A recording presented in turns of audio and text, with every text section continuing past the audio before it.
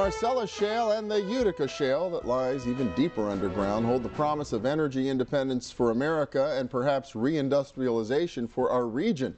The opportunity to attract industries that will use the gas for fuel and as a feedstock. What's it going to take to make that happen? Not just the capital and the technology, but the policy too.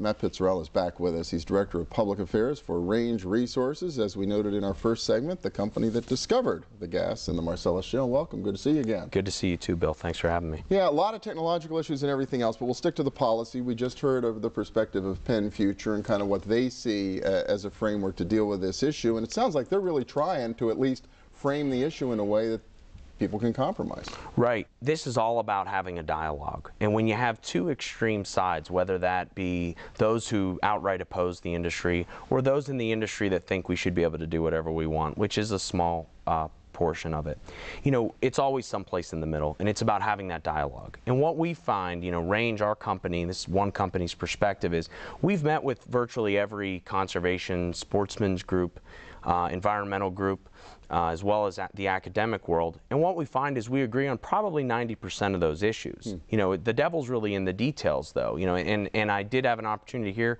some of Jan's perspective. They've published a lot of those things, and there's always going to be differences that we have. But at the end of the day, we agree on a lot of them. And what we have here is probably, when it's all said and done, the biggest natural gas known deposit in the world. So if you think about that, Bill, this is, you know, could be one of the largest energy discoveries in the history of modern man.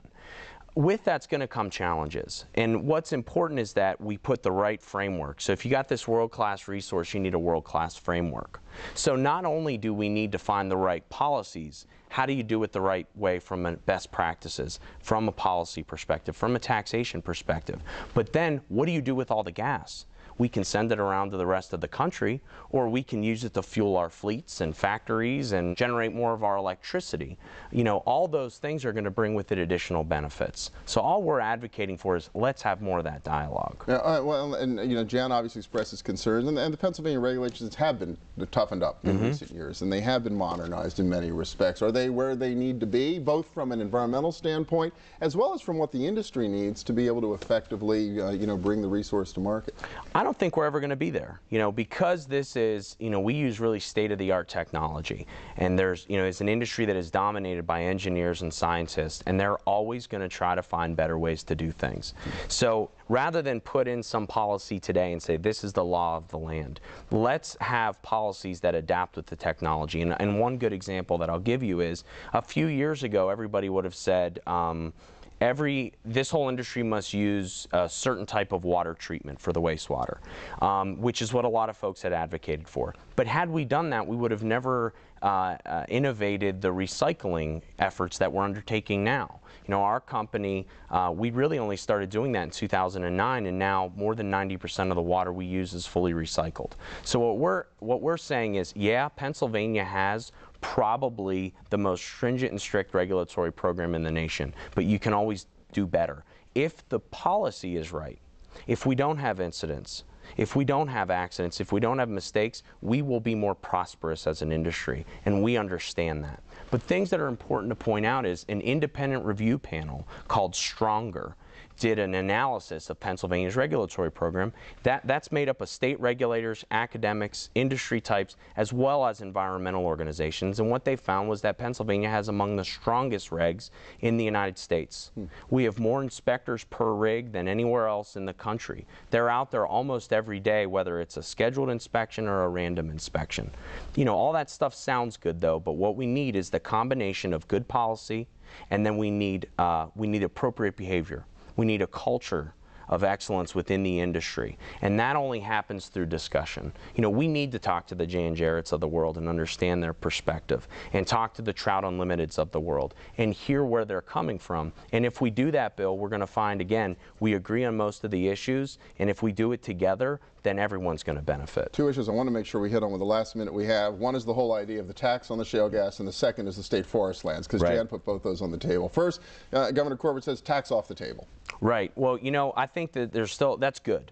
you know, the governor ran on a policy of let's grow this business, let's create jobs, let's create wealth. We already paid about $700 million in taxes last year.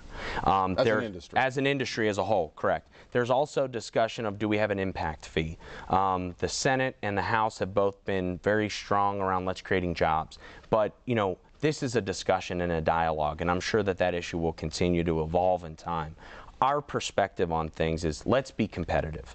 If there should be a tax, which right now the governor is saying no, make it competitive with the rest of the country and make sure that those revenues go to the right places. The issue of the state forest, that is no different than any other owner of those minerals. That is up to the people who own it, and that is owned by the taxpayers.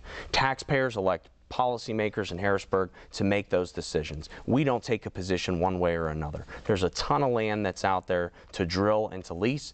Pennsylvania is now a net natural gas exporter, so there's going to be a lot of other opportunities. Clearly there are billions of dollars that the state will eventually receive from that, but that, again, that's their decision. We don't advocate one way or another. All right, well, let's hope there's a reasonable enough conversation in Harrisburg over the next several months to find a way to make this turn out the best for everybody it can in Pennsylvania. Well, let's hope so. I'm sure it'll be entertaining if nothing else, Bill. If nothing else. MattPittzarella from Range Resources. Thanks so much. Good to see you again. Good to see you. And we'll be back in a minute with a little dollars and cents. Stay with us.